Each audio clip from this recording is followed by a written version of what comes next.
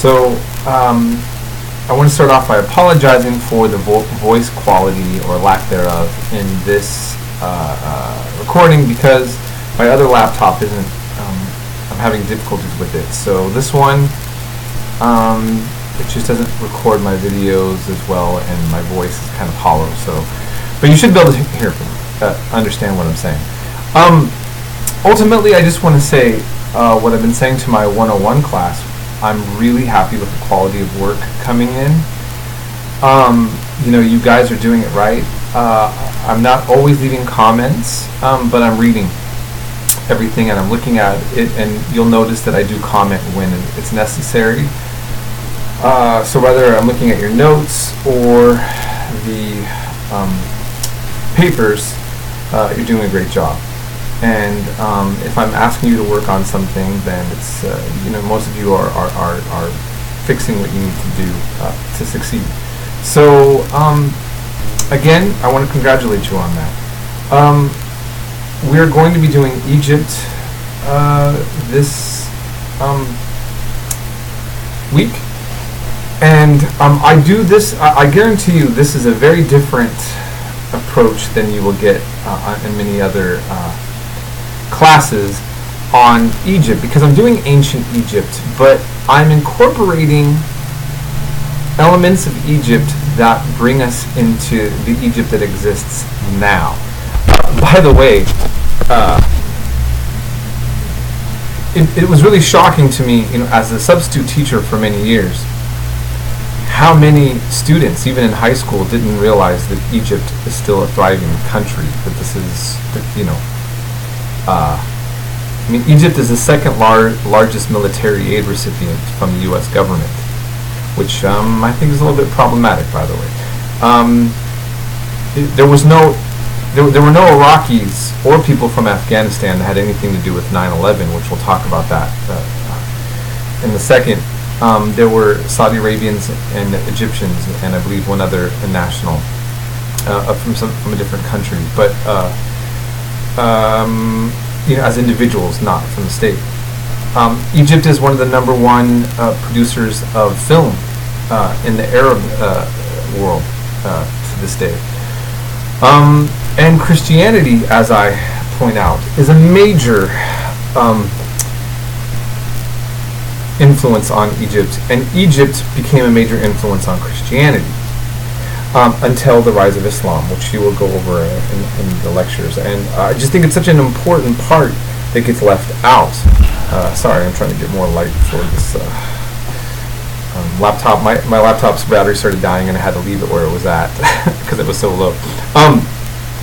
Anyway, I think you'll find it interesting. So we do a kind of nice blend. There's too much time and history to do any service to Egypt in a week section, but I do my best to highlight certain parts of Egyptian history. So I think you'll find this very enjoyable in many ways, and you'll be learning a lot of things that many people should know but do not. Having said that, I also want to address the fact that today is 9/11. It's a very solemn and somber day for those of us in the United States. I was mentioning this in my 101 class that I was going to MJC that morning that this happened. I was going to a math class as a student myself at the time, and it really it was so hard to even just fathom what happened. And as I was mentioning in my 101 class, even the professor for math in the beginning, like everybody was going to class, but in this kind of daze, and he was just like turning around saying, "What's going on with the world?" And eventually, you know, everybody just stopped going to class. If I remember right, I don't remember. I remember just kind of being done with the day, like whoa. And you know, it was a little bit rough to say the least. And that night, we started, you know, vigils, and some people got out their flags, and some people just lit candles, and people reacted in different ways. Now, what I didn't really talk about in my 101 announcement also was that later on in Modesto, because I just forgot to mention this, but a lot of Confederate flags started flying up, and a lot of hatred towards people of color. When you have a tragedy in which foreigners attack you, then there's always racial tensions that also kind of converge. And I'm posting this video for a music clip by a country musician that was really powerful. I posted this for my 101. And it was about 9/11.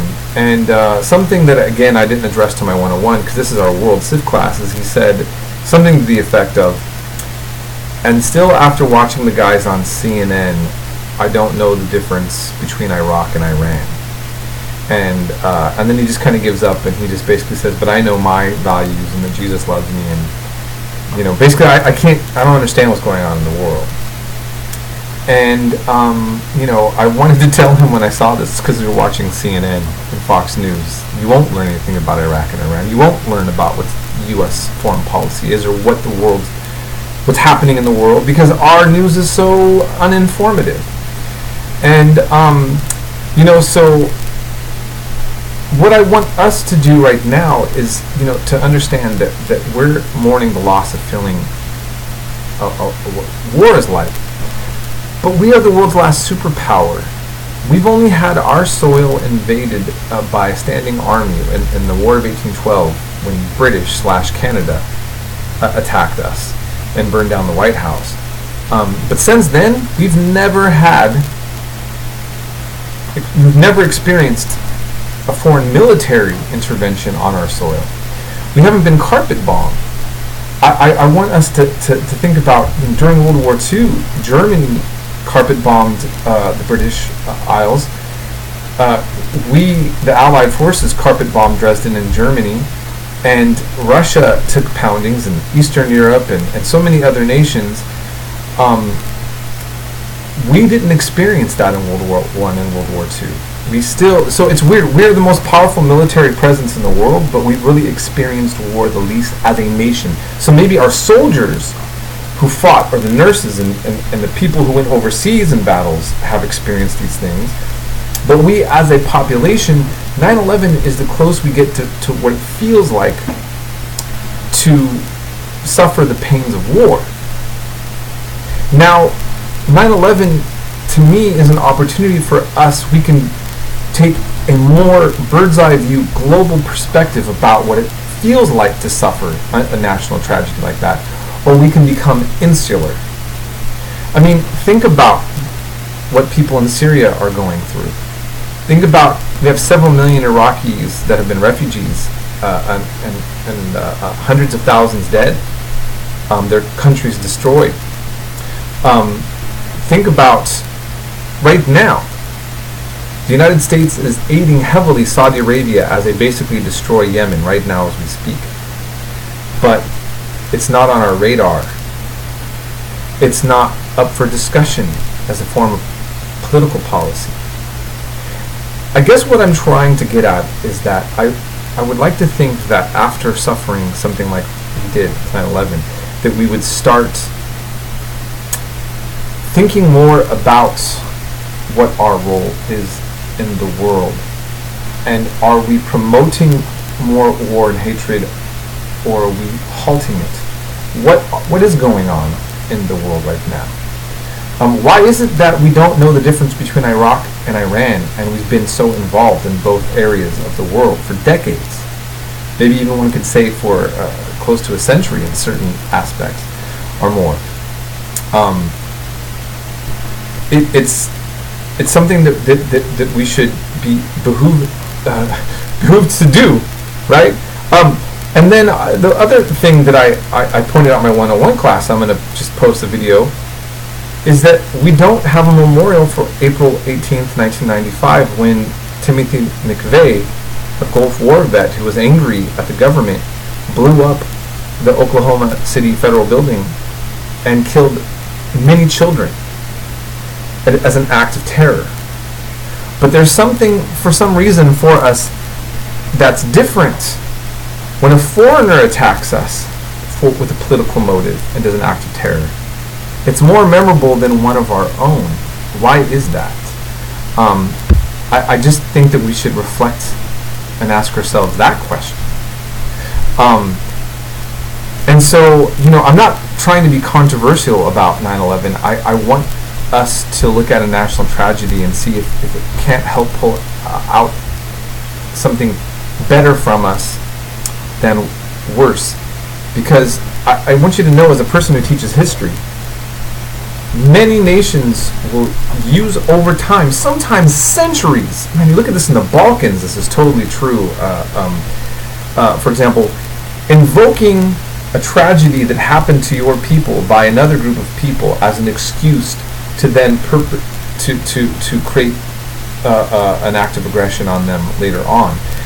In Northern Ireland, this happens against the Irish Catholics. I can go on and on about how these things can develop. And a national tragedy can be used by unscrupulous politicians to manipulate us. And I'm not saying that that's necessarily what's going on right now, but I'm saying that that's something that we should always be aware of as a historical reality. Okay, listen, many of my students are in the military. I have friends and family that join the military, and I want everybody to be safe.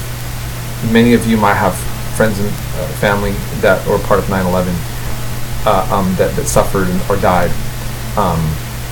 And again, I'm wanting us to just think about using this as an opportunity to participate in making a better world, right?